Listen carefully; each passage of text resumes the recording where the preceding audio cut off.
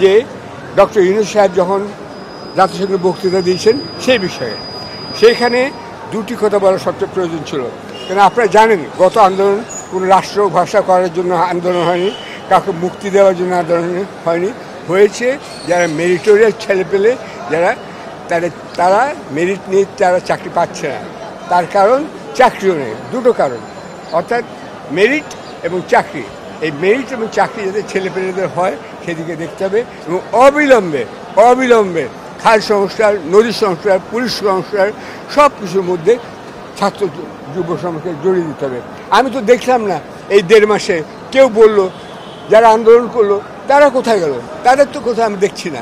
তাদেরকে কাজ দিতে হবে, কাজের জন্য তারা আন্দোলন করছে, তাদের কাজের বলতে হবে আমি 1 মাসের মধ্যে এতগুলো কাজ শেষ করবো।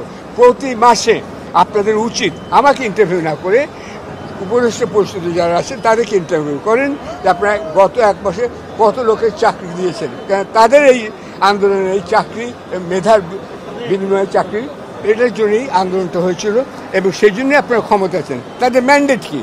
আমি তো বলতেই পারি আপনারা অবৈধভাবে আছেন, আমাকে কেন এখানে আসতে হবে? তারা কী করে কেন ওখানে বসে আছেন?